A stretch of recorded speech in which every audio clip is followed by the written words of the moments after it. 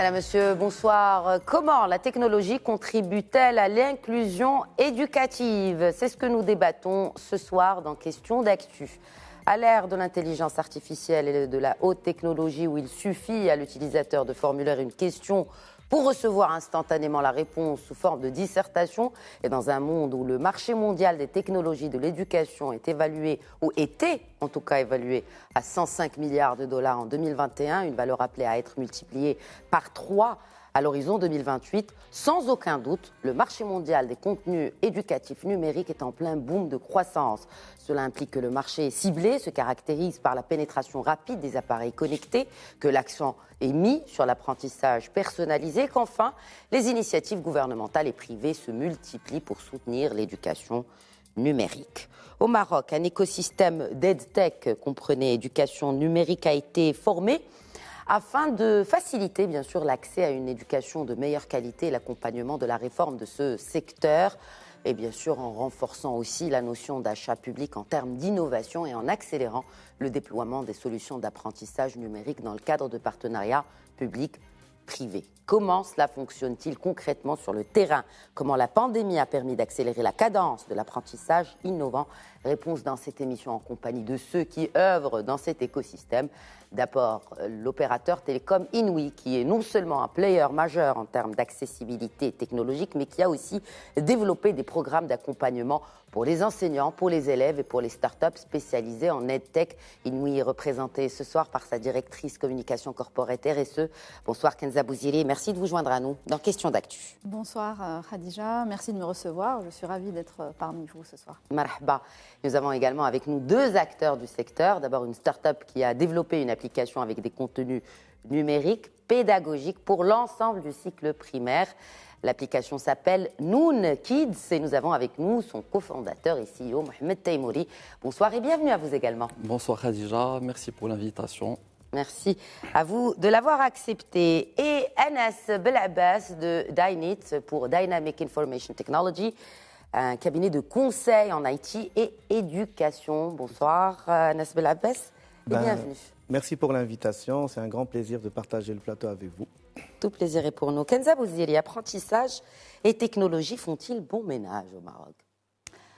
Oui, apprentissage et technologie, bien sûr, je dirais, et encore plus aujourd'hui, plus qu'hier.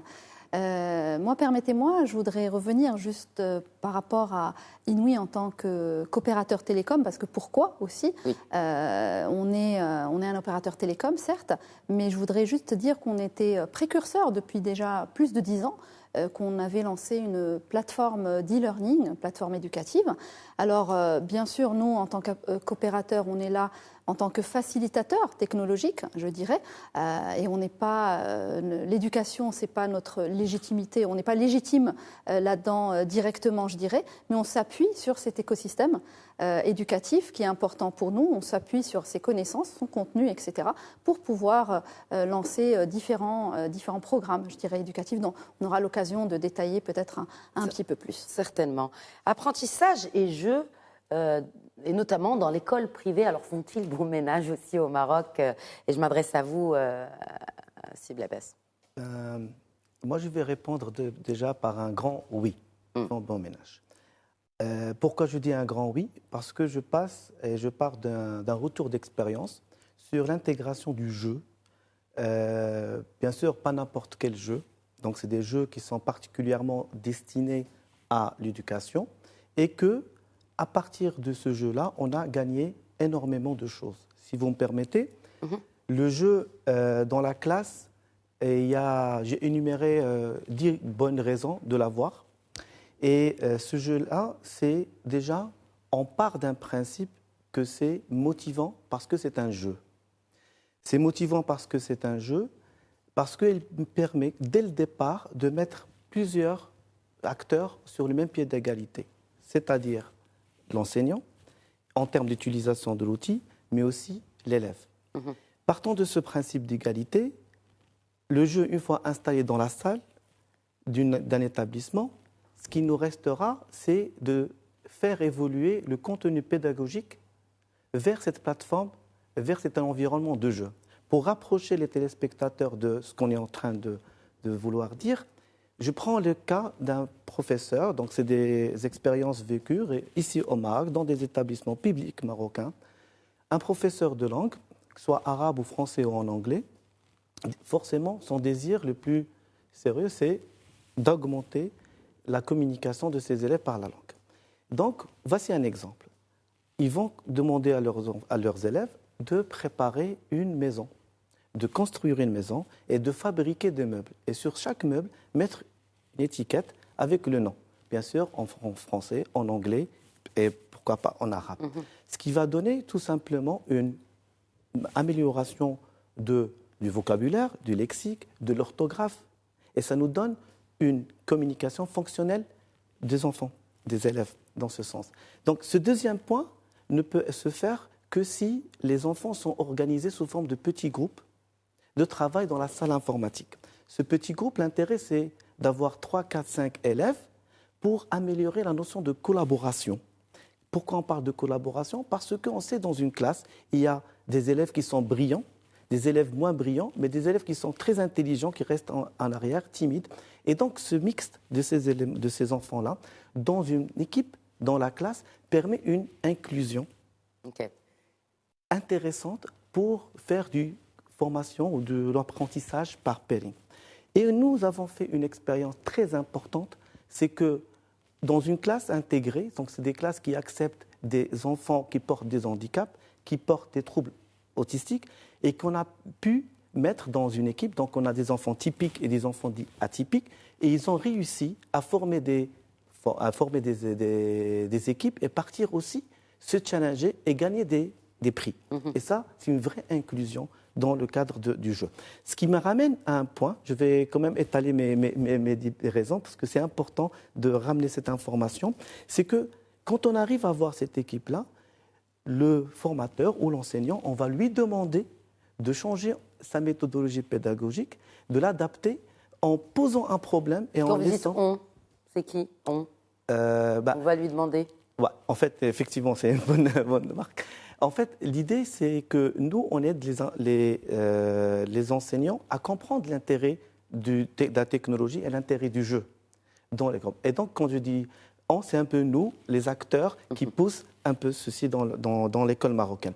Et donc, l'enseignant va changer, adapter sa pédagogie par rapport au jeu, et on pose la problématique et on va demander, le professeur va demander aux élèves de chercher la solution, de chercher par rapport à sa leçon pour arriver à ce résultat-là. Donc, on installe chez l'élève problème égale solution.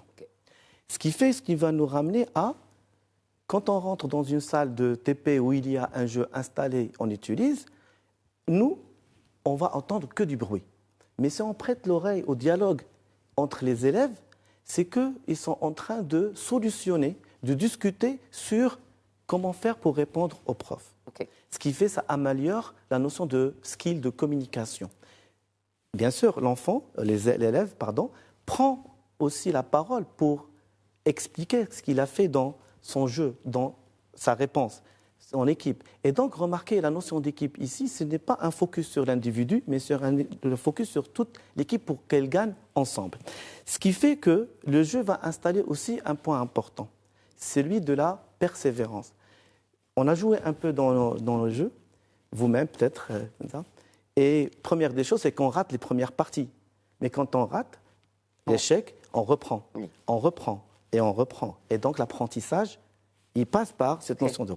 Et l'échec dans un jeu n'est pas fatal. Ce n'est pas comme en classe où on a honte devant nos camarades. Et donc, cette persévérance, c'est une compétence supplémentaire qu'on peut ajouter grâce au jeu. Aussi, quand on fait...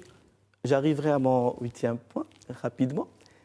Alors, il y a un point aussi important que nous, on peut avoir dans le jeu, c'est qu'on peut considérer aussi que pourquoi on va faire de la trigonométrie. Tout le monde, on s'est posé, on a fait du sinus, du cosinus. Que me servirait un sinus, un cosinus dans ma vie professionnelle? Ou dans la vie de toujours. Oui, ou dans la vie de tous les jours, absolument. D'accord. Alors là, donc un prof de maths, qu'est-ce qu'il a fait? Il a demandé la construction d'un barrage donc, sur le jeu, d'accord, mais il a donné les dimensions sous forme d'inconnus, x, y, z. Mais pour calculer le x, on a besoin d'une formule. Pour calculer y, il fallait que l'enseignant cherche, que l'élève cherche la formule. Et c'est des formules qu'on apprend en classe, mais on sait très bien que finalement, pour calculer l'angle du toit de la maison ou du barrage, il faut chercher ces formules-là, et donc ça fait apprendre les choses. On ajoute un peu de grain de sel sur le stress dans le temps. On demande à l'élève de faire ça en 45 minutes, par exemple, et donc ça permet de donner de la valeur au timing. Donc, le jeu centre l'apprentissage sur l'élève, mais pas sur le prof. Le prof devient facilitateur. Et donc, les deux, ils sont là comme acteurs de coédition de la leçon. Ça devient un garçon ou une fille, un élève, acteur, actif. Actif et pas passif, Voilà. très bien. Ce qui fait que, je vais ajouter une dernière phrase. Bien sûr. Ce qu'on demande au professeur, c'est qu'il n'évalue pas la performance de l'élève sur le jeu, mais sur la connaissance qu'il a appris dans le jeu. Et donc finalement, le jeu est un vecteur qui permet d'augmenter l'apprentissage et enrichir. Et donc c'est un moyen entre les mains du professeur. Pour toutes les raisons que vous avez si bien détaillées, Anas Belabbas. Alors, vous avez parlé du professeur, c'est sur cela que je vous interpelle, Mohamed Saïmouri, sur le rôle du professeur quand la technologie prend la main. Donc, vous avez développé une application qui est destinée à dispenser des cours, n'est-ce pas? Vous nous en direz un peu plus. Entre autres. Plus ou moins. Plus moins que plus, alors pour le coup. Du coup, le prof, il fait quoi? Enfin, ou en tout cas, l'enseignant, est-ce qu'il a sa place si la technologie, l'intelligence artificielle prend la main? Donc, avant de répondre à votre question, histoire de mettre les choses dans un petit contexte, je vais vous parler du processus d'apprentissage. Parce que l'apprentissage, c'est un processus qui nécessite un profil d'entrée et un profil de sortie. Un profil d'entrée, quand on parle de profil d'entrée, on parle naturellement d'élève. Un profil d'entrée qui a des caractéristiques cognitives, émotionnelles, socio-économiques, etc., pour aboutir in fine à un profil de sortie. Ces profils-là ont évolué à travers le temps. Malheureusement, les pratiques éducatives utilisées actuellement sont les mêmes qui étaient utilisées autrefois. Vous parlez du Maroc ou vous parlez dans le monde? Je parle du Maroc, principalement. Juste pour préciser. Dans certains pays du monde également, c'est la même chose. Okay. Mais là, on parle du cas Maroc. L'intégration de la technologie, aujourd'hui, a un effet catalyseur et a également un effet motivateur sur les élèves. Parce qu'on parle aux élèves avec un langage qui attire leur attention, un langage qu'ils apprécient. Un outil aussi. Un outil qui parle ou bien qui attire l'attention des différents styles d'apprentissage. Un enfant visuel aura des ressources audiovisuelles qui vont lui expliquer davantage. Un enfant visuel ou bien auditif, on aura également, et un enfant kinesthésique également va pouvoir manipuler un outil directement sans que son attention ne se disperse. Okay. Donc, l'enseignant dans tout ça, pour parler de l'enseignant, on va revenir au triangle didactique qui fait intervenir les trois acteurs majeurs dans l'opération d'enseignement-apprentissage, à savoir l'enseignant, l'élève et le contenu. L'enseignant, dans son interaction avec l'élève, il enseigne. L'élève, dans son interaction avec le contenu, il apprend. Aujourd'hui, l'application Nounkids peut intervenir aussi bien dans les enseignements que dans les apprentissages. Donc, son utilisation peut être hybride, c'est-à-dire elle peut être utilisée en présentiel, avec un enseignant pour le coup. En classe, avec un enseignant. Elle peut également être utilisée à distance dans un esprit de classe inversée. Okay. Nous avons effectué une expérience avec notre partenaire Inouï auprès d'un certain nombre d'établissements publics et on a vraiment ressenti un effet considérable aussi bien sur les élèves que sur les enseignants. Aujourd'hui, l'enseignant, n'importe quel enseignant dans le monde, quand on va lui poser la question quels sont les principaux problèmes que vous retrouvez en classe. Il va évoquer le problème de la concentration et il va évoquer le problème de la course contre le temps. La technologie résout partiellement ces deux problèmes-là parce qu'ils nous aident à attirer davantage l'attention de l'élève et elle nous aide à prolonger le temps scolaire en dehors de l'espace spatio-temporel. Alors, cela contredit un peu le fait que certains scientifiques évoquent la question du risque sur la concentration, du risque d'utilisation d'écran sur la concentration de l'enfant et donc de l'élève par ricochet. Khadija, ce débat s'imposait avant le Covid. Mais après les événements du Covid, ce débat ne se pose plus. Mais la tendance du Covid s'est maintenue même après la fin de la pandémie, le retour des enfants en classe? Pas vraiment. On est revenu à un rythme normal, c'est sûr. Mais le rôle de la technologie s'est imposé en quelque sorte grâce aux événements du Covid. On est arrivé au fait que la technologie a sa place dans le modèle éducatif marocain. Et justement, on parle de technologie, il s'agit aussi d'accessibilité à cette technologie.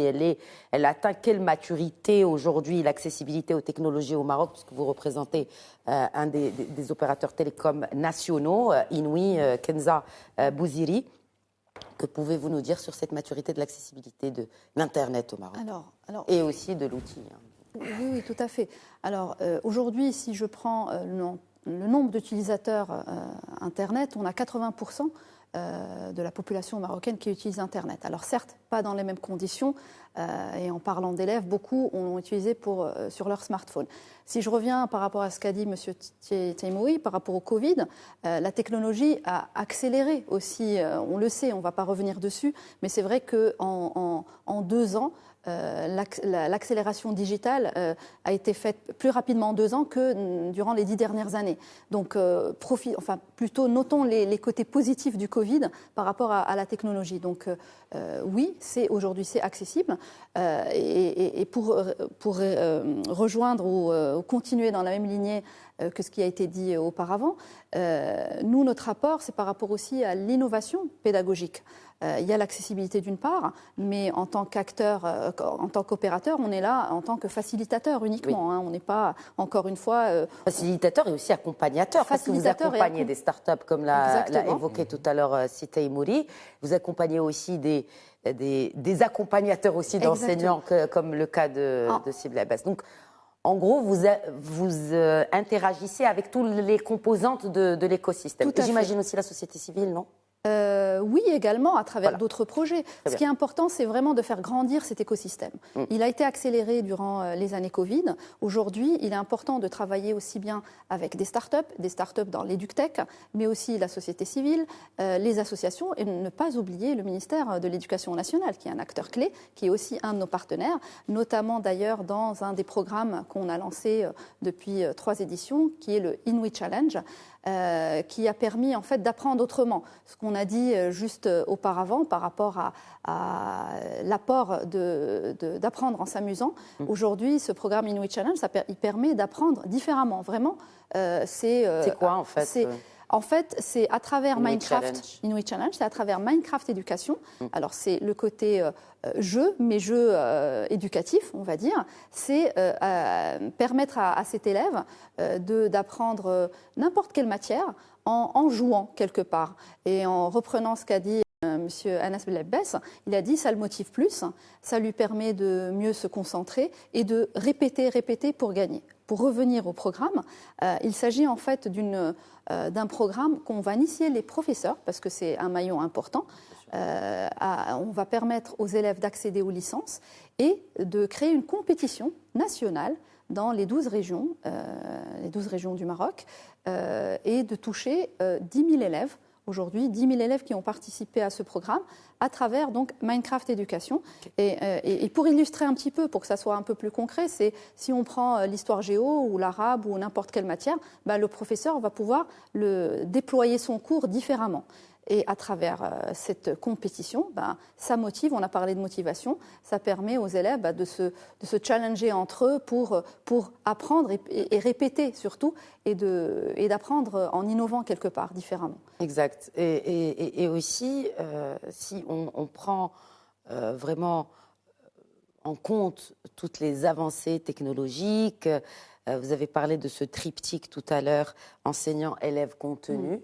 Moi, j'ai envie de rajouter, de changer peut-être la forme, de rajouter un angle et que ce soit un carré, le rôle des parents. Parce que quand on incorpore le jeu en classe, est-ce qu'il y a... Bon, bien sûr, le répondant des autorités publiques, il est clair, parce que vous êtes en partenariat avec le ministère de l'Éducation nationale, parce que ce sont des écoles publiques marocaines. Est-ce que les parents adhèrent à cette technique un peu révolutionnaire, avouons-le? Oui. Ben effectivement, moi je vais répondre par un exemple, ou une expérience. Oui. Effectivement, quand on parle aux parents qu'on va jouer à l'école, eh ben, ils sont sceptiques. Tout simplement. Ils disent comment? Ils jouent chez moi, ils jouent à la maison. À la maison, voilà. Ils vont passer. Et là, on s'est dit, on a expliqué à ces parents-là, on va faire un pilote et on va prendre un exemple avec un professeur d'histoire géo, que lui, il voulait couvrir la bataille des Trois Rois. Voilà.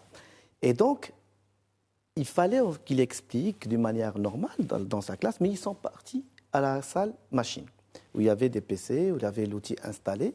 Il leur a dit maintenant, vous avez une idée sur la bataille, mais allez chercher plus de détails sur Internet, et puis on va synthétiser ensemble, analyser, et puis on va vous demander de créer. Et donc les enfants étaient là de reprendre toute la... On ne peut pas fabriquer à partir d'un tapis vert quelque chose qui n'existe pas. Donc il faut que l'enfant comprenne, que les élèves comprennent déjà.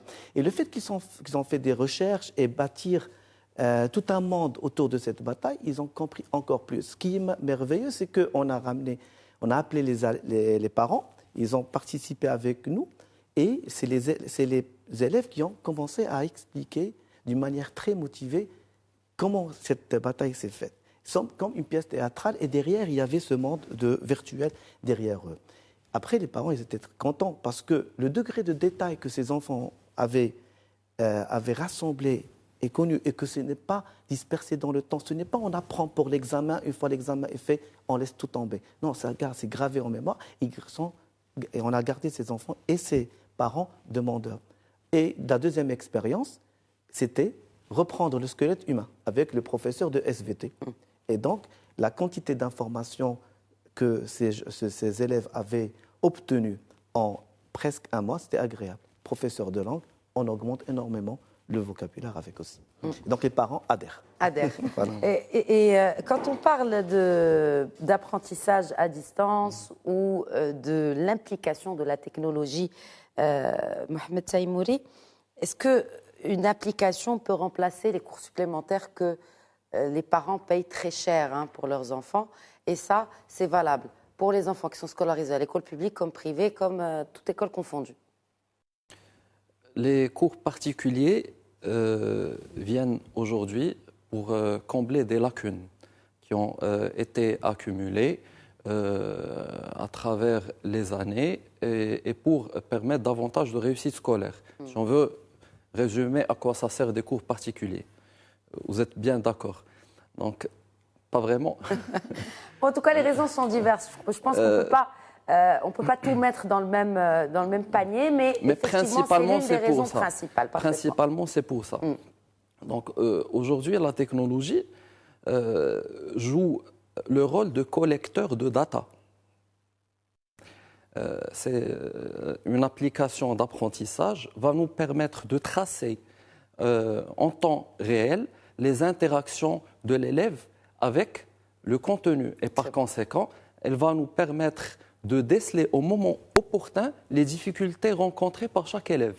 Ça, c'est fabuleux pour l'éducation, dans la mesure où ça permet à l'enseignant d'avoir un aperçu en temps réel sur le niveau de chaque élève et ne pas attendre le moment de l'évaluation. Voilà. Parce qu'à ce moment-là, quelque part, c'est trop tard pour revenir avec chaque élève et combler ses éventuelles lacunes d'une manière personnalisée. Mais quand on a un outil, un tableau de bord qui nous permet de tracer l'évolution des apprentissages des élèves, à ce moment-là, on est mieux outillé pour réduire l'échec scolaire, pour moins recourir éventuellement aux cours particuliers. Est-ce que la disponibilité accrue et vraiment assez importante des ressources éducatives libres sur Internet peut être un facteur justement qui entrave la croissance d'un marché de contenu éducatif numérique? Parce qu'aujourd'hui, des contenus éducatifs numériques sont partout. Hein. Tout à fait, mais comme j'ai dit tout à l'heure, l'apprentissage est un processus qui commence par un profil d'entrée qui a des caractéristiques. Okay. Les caractéristiques de l'élève marocain ne sont pas les mêmes que celles d'un élève suédois, par exemple. Des caractéristiques sociales, identitaires, émotionnelles différentes. Aujourd'hui, on a besoin de contenus qui sont adaptés au contexte marocain. Des contenus qui sont destinés à l'élève marocain avec toutes ces caractéristiques et qui prennent en considération l'identité de l'élève marocain, son environnement socio-économique, son émotionnel, etc. Kenza Bouziri, on parle aujourd'hui d'infrastructures aussi dans les écoles, comme l'a évoqué tout à l'heure Anas Belabbas. C'est une opportunité aujourd'hui pour accentuer davantage le recours à la technologie pour l'apprentissage et le e-learning. Au niveau de l'infrastructure, oui. Aujourd'hui, effectivement, il y a un gap, on peut dire, entre le monde rural et urbain. Mais nous, ce qu'on peut apporter, en tout cas à notre niveau, c'est des innovations pédagogiques ou des expérimentations, des choses nouvelles. Par rapport à ce gap, on a par exemple équipé une 50aine d'élèves dans le rural. Et je voudrais rebondir sur ce que vous avez dit juste avant par rapport à l'accès à distance. Au-delà de l'infrastructure, il y a le contenu aussi qui est important, et le contenu marocain ou marocanisé quelque part. Et on a, d'ailleurs, c'est en cours, on a un programme en cours qui est autour du codage. Et c'est de l'accès à distance. Donc on est en train de déployer des cours de coding dans des écoles rurales. En distanciel, on va dire. On va accompagner les professeurs d'abord et qui vont former les élèves sur une période de 3 mois pour les initier vraiment au codage. Donc ça se passe dans le rural et c'est quelque chose de... Ils sont outillés pour cela. Ils sont outillés, ça veut dire que c'est des écoles qu'on a équipées, donc il y a de l'infrastructure au démarrage bien sûr. Ensuite, on s'est appuyé sur cet écosystème dont on a parlé de start-up ou dans l'éducation. Donc, je vais citer ici Coding Kids qui nous accompagne sur ce programme, qui vont déployer ce programme. Et chose très importante, ils vont le déployer en arabe. Ça veut dire que par rapport à tout ce contenu qui existe un peu partout, on va dire oui, toutes ces ressources existent, mais un élève dans le rural ne va pas aller spontanément pour découvrir du codage. Donc on va lui faciliter un petit peu ses tâches en ayant ce bon écosystème autour, une start-up qui va le déployer en arabe, voire en Darija, un professeur qui va lui apprendre en Darija, et on va initier cet élève dans le rural, qui, je peux vous assurer, est beaucoup plus motivé finalement dans le rural que quelqu'un à Casablanca qui va aller dans le privé, on va lui payer peut-être des cours, et je ne sais pas, est-ce que la motivation va être au même niveau. Donc on ne dit pas qu'on est là en train de révolutionner des choses, mais c'est des petites actions. On a besoin de tout cet écosystème, de toutes ces actions-là multiples pour pouvoir un petit peu, ne serait-ce que faire bouger les choses.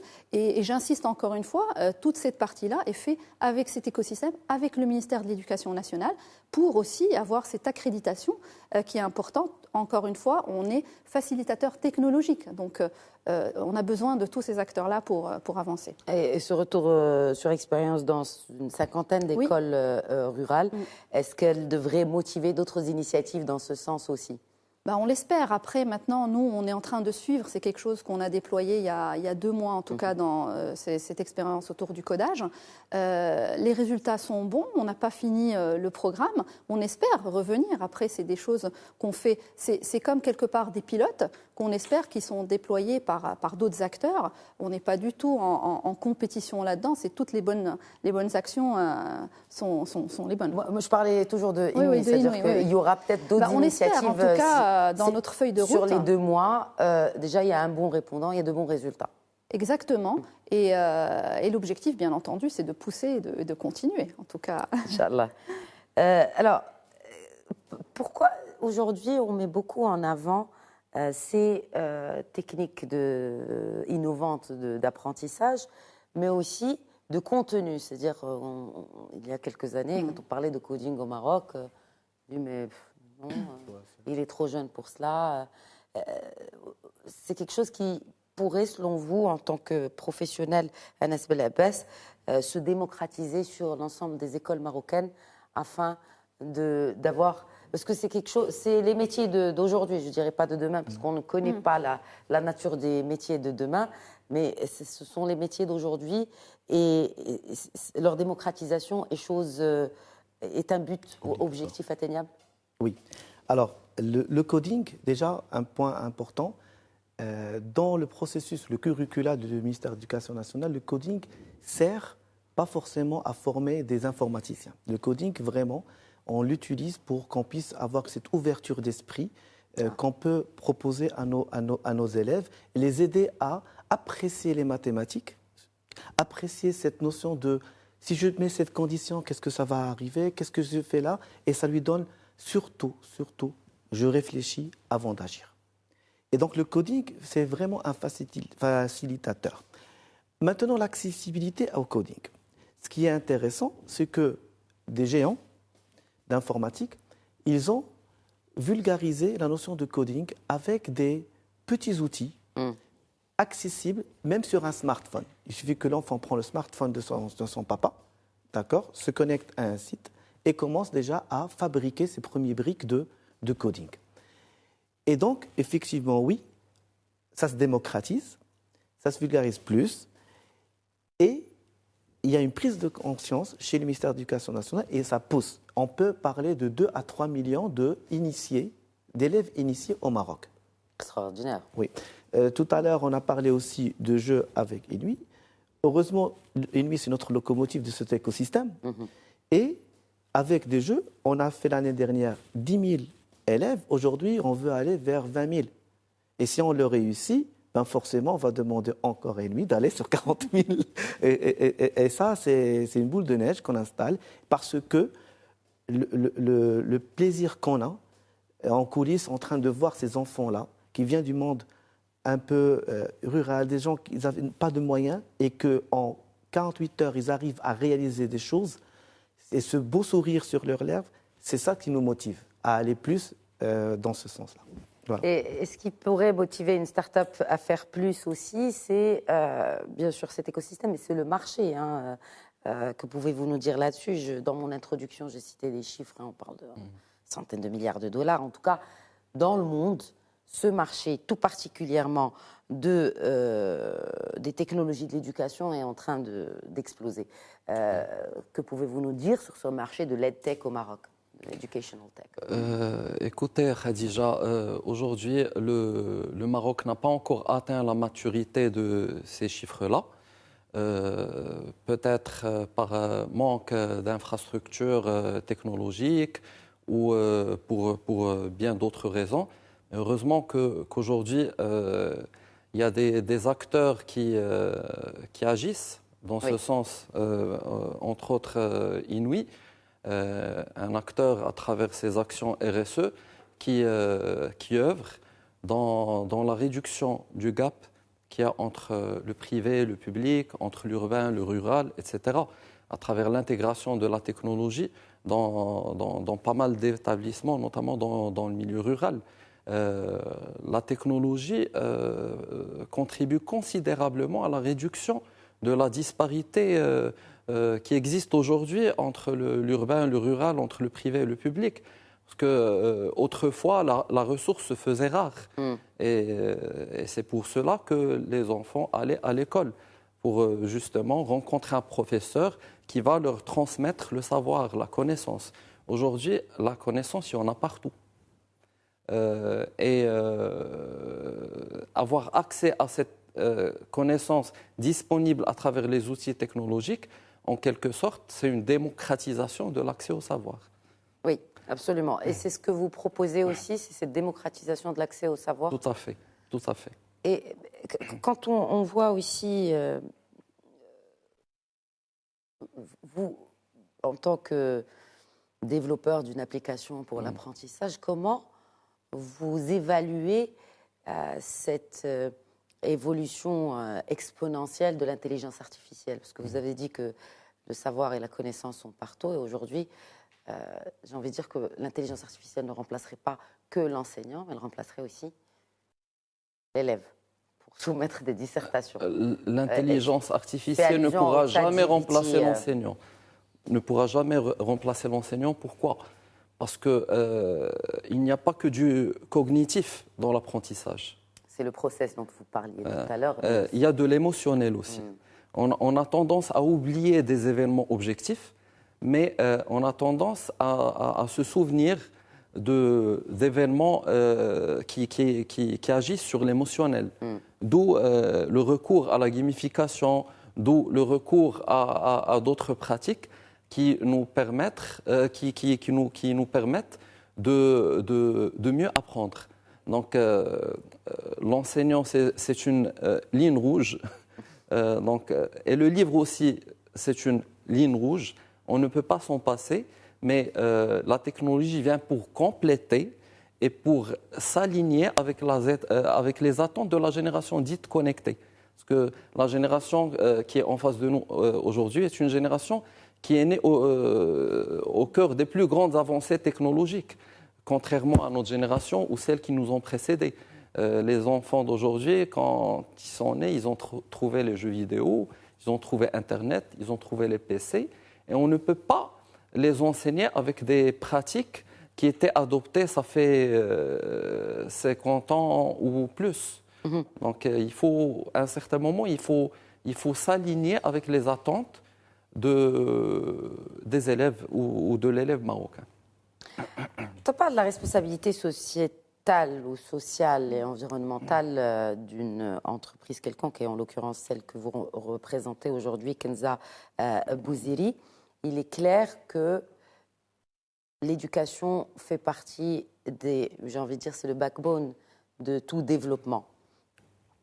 Vous avez commencé il y a 10 ans, n'est-ce pas, à travers cette plateforme de e-learning que vous évoquiez tout à l'heure. Aujourd'hui, on est dans le coding.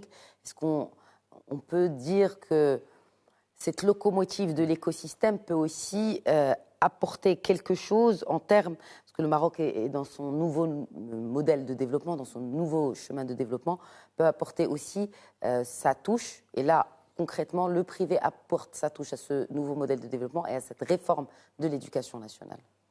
Alors, nous, en tout cas, ce qu'on peut apporter, c'est mettre le numérique au service de l'éducation. Encore une fois, c'est donner les outils nécessaires à travers nos différentes expériences qu'on a fait depuis ces 10 dernières années et un peu plus. C'est-à-dire qu'aujourd'hui, il y a l'infrastructure. On a dans des projets RSE, on a des données, des tablettes, des dons de tablettes, où il y a aussi équipé, avant de parler du coding, d'abord dans le rural, on a d'abord équipé ces classes-là, parce que c'était la base aussi, et les équiper aussi bien en ordinateur qu'en connectivité. Ensuite, on va dans du contenu pour aller plus loin, pour les pousser, les encourager à utiliser ces classes-là. Donc oui, c'est vraiment mettre ce numérique au service de l'éducation, ramener des innovations pédagogiques. Et vous pensez que cela pourrait permettre d'accélérer cette réforme de l'éducation nationale? Ça va y contribuer. En tout cas, ça y contribue et ça répond à cette feuille de route de l'éducation nationale. Puisqu'aujourd'hui, aussi bien pour l'apprentissage numérique, pour le codage, en fait, aujourd'hui, on dit même apprendre, lire, coder, ça fait partie des codes. Donc, du coup... si je peux me permettre, c'est important de réduire ce gap aussi avec cette inclusion numérique, en tout cas donner la chance aussi dans ces écoles rurales, donc à travers différentes expériences. Moi, je pourrais parler que d'expériences, et les experts avec nous qui peuvent plus parler de contenu. En parlant d'expérience, quel est l'impact sur le développement personnel, Anas Blapes? Ah, d'accord. Donc ça, c'est un sujet assez intéressant. Alors, impact personnel, donc du moment qu'on a identifié déjà 2 acteurs importants, qui est l'élève et l'enseignant, la technologie, en fait, trace un gap, ou plutôt un pont entre cet élève et cet enseignant-là, et que l'enseignant utilisera ce contenu d'une autre manière que standard, que le paradigme normal, qui est le professeur dans une salle avec un tableau noir et de la craie, et il pose des questions pour faire interagir l'enfant. L'élève a une manière nouvelle de disposer du contenu. Et l'idée, on a parlé tout à l'heure même de la classe inversée, de hybrid learning, mais c'est une manière, je dirais pas nouvelle, mais c'est une manière assez intéressante, mais il faut que les enseignants soient motivés à pouvoir l'adopter. En accompagnant quand même le ministère, je vous assure qu'il y a des enseignants qui sont très motivés, d'autres moins certes, mais avec ces enseignants motivés, nous avons pu réaliser des belles expériences et surtout dire aux responsables du ministère qu'on peut éventuellement, que la technologie éventuellement contribue d'une manière efficace à l'apprentissage. Okay. Maintenant, est-ce que le curricula de l'enseignement pourra s'adapter ou est-ce que la technologie va s'adapter? C'est un peu ce qu'on va voir. Est-ce que l'enseignant aussi peut s'adapter? L'enseignant devra s'adapter. Donc, c'est vrai que pas tout le monde y adhère, certes, mais une grande majorité. Si vous me permettez, en fait, avec le ministère, on a commencé dès l'année 2000 à intégrer les nouvelles technologies en classe. Donc, les années 2000, je me rappelle très bien, on équipait des salles multimédia dans des établissements. Mais on ne trouvait personne dans les salles. Donc, il fallait, avec le ministère, se lancer dans la formation continue. On formait des enseignants sur c'est quoi un ordinateur, c'est quoi un tableur, c'est quoi un traitement de texte, comment présenter, comment utiliser un outil de présentation, mais ce n'était pas forcément suffisant. Absolument pas suffisant, parce que la deuxième étape, c'était d'aider ces enseignants à pouvoir utiliser le contenu pédagogique. Sa leçon sur le tableau devra être portée sur du numérique. Contenu, voilà, mais ça, on a fait que ce n'est pas de l'éducation. Une question de contenu avant tout. Après, oui. C'est juste le moyen de... Voilà. Donc, l'éducation numérique, ce n'est pas transformer le contenu, mais le livre vers le slide, mais surtout utiliser les plateformes nécessaires pour pouvoir, les plateformes qu'aujourd'hui le ministère a, pour pouvoir accompagner les enseignants et les élèves. Forcément, il y a beaucoup de programmes de formation continue chez le ministère, de programmes de certification des compétences des enseignants avec des certificats internationaux connus. Et surtout, merci au Covid, entre parenthèses, c'est que les choses qu'on a prévues sur 4 ans, on les a fait sur 4 mois. Savoir utiliser une plateforme de visioconférence, une plateforme de partage de contenu, une plateforme de pouvoir travailler des devoirs, donner ses devoirs en ligne et donner la possibilité à l'élève d'aller revisiter le cours et revenir faire les exercices, et tout ça en ligne, ça on l'a. Maintenant, il reste, avec le soutien des acteurs comme Inouï par exemple, de l'écosystème, de pousser encore plus les enseignants à pouvoir adopter ce style, cette manière de faire, parce que c'est, quand vous dites, c'est aujourd'hui, ce n'est pas demain qu'on veut atteindre avec ça. Exact. Mohamed Taïmouri, peut-être un dernier tour de table. Je commencerai par vous sur l'avenir de l'EdTech au Maroc et en tant que business, en tant que vous représentez une start-up, peut-être aussi il s'agit d'accompagner quand on voit qu'il y a de plus en plus de développement de l'agritech, parce que nous sommes un pays dont l'économie dépend beaucoup sur l'agriculture. Nous sommes aussi un pays qui dépend beaucoup de sa jeunesse et de la jeunesse dépend de l'éducation. Comment vous voyez demain et les prérequis pour atteindre ces objectifs, pour placer l'EdTech alors que dans d'autres pays africains, frères, effectivement, c'est le cas aujourd'hui, mais comment booster, comment on booste là, tout à l'heure, il y a quelques instants à peine, on parlait de soutien, comment soutenir justement ces startups marocaines spécialisées dans l'éducation? Aujourd'hui, l'EdTech au Maroc ne peut qu'aller de l'avant pour suivre ce qui s'est fait un peu partout dans le monde. L'EdTech au Maroc peut également être exporté à l'international. Parce qu'aujourd'hui, on a des ressources humaines très compétentes qui peuvent construire un modèle pédagogique exportable, qui peut aider la diplomatie marocaine, comme ce qui s'est fait avec le football dernièrement.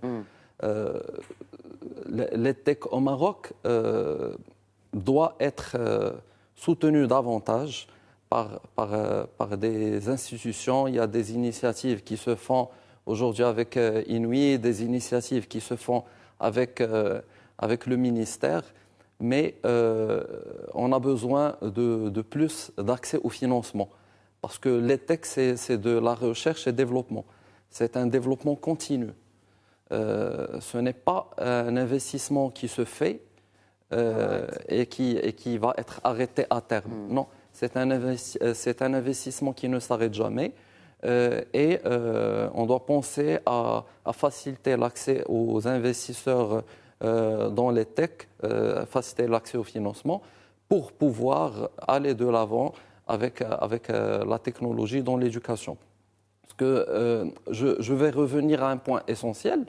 La technologie aujourd'hui nous permet de se détacher de certaines contraintes, à savoir la contrainte de l'espace, la contrainte du temps, certaines contraintes comme le manque de confiance chez l'élève, la peur du jugement, la peur de se tromper devant ses camarades, et nous permet également d'économiser beaucoup d'argent.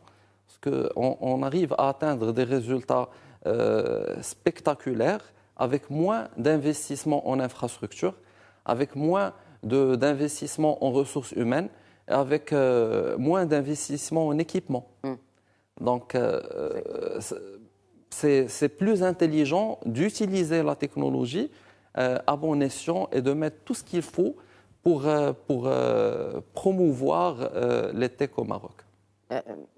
Vous avez tout évoqué pour vraiment, le message est très clair pour soutenir davantage cette EdTech, parce qu'au-delà de créer de la croissance, créer de la valeur, mais ça crée vraiment quelque chose qui n'a pas de prix. C'est une jeunesse éduquée, mais surtout bien éduquée. Un dernier mot, Kenza Bouziri. Moi, je dirais cet écosystème EdTech ne fait que grandir et va se déployer. Il s'est accéléré avec le Covid. Nous, on est là pour mettre le numérique au service de l'éducation de cet écosystème et toutes les bonnes actions sont là pour finalement au bénéfice de l'élève. Et dernier mot, on ne peut pas penser éducation sans penser technologie. Ça va de pair encore plus aujourd'hui, encore plus que jamais et à l'avenir aussi. Et demain aussi, exactement. Innovation et éducation vont de pair. Merci beaucoup Kenza Bouziri, directrice communication corporate RSE d'Inouï. Merci. Et mes remerciements vont également à Mohamed Taïmouri, CEO et cofondateur de Noon Kids. Merci. Merci à vous. Et Anas Belabbas, cofondateur de Dynit. Merci. Merci à vous. Et merci à vous pour votre fidélité à Question d'Actu. Très bonne soirée à tous.